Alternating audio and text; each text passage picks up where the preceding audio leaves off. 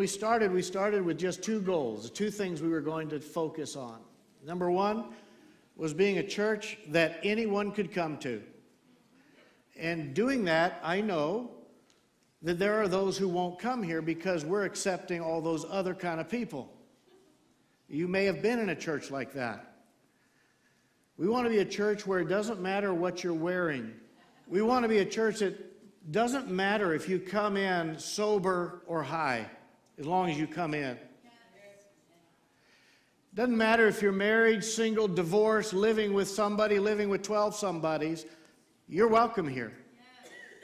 It doesn't matter if your kids are on their way to Harvard or you can't remember your kids' names. This church is going to be a place for everyone because Maryland Heights is filled with everyone. And God, if He loves everyone, like John 3 says, and He gave His Son for everyone, this church will be open to everyone. And that's what we focused on. The second thing that we were going to focus on was just being a church that actually taught the Bible. Now, I'm old now. Okay, got more amens if you're watching online from that one. But I am old. Those of you who heard my testimony, I never expected to make it to 21, so I packed all I could into that, and so every year past that is just a complete mystery to me. And so now, at this age, I'm old. And I never thought I would see the day when churches focused on entertaining people instead of worshiping God. I never thought I'd see the day where people put the Bible to the side and begin to talk about their political convictions.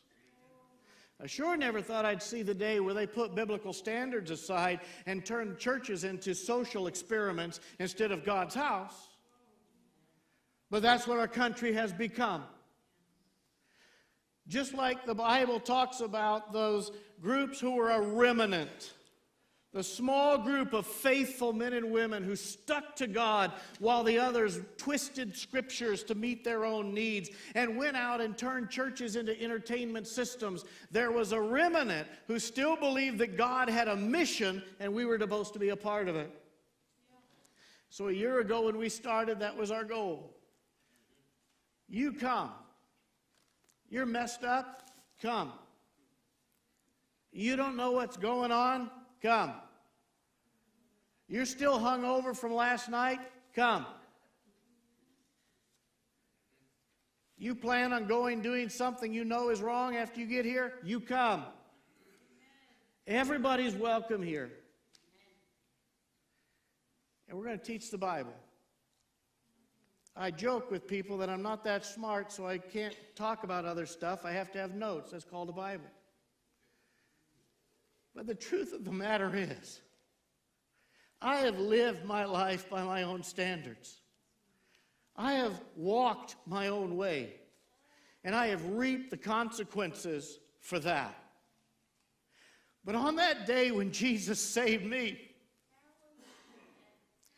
I discovered a new way to live.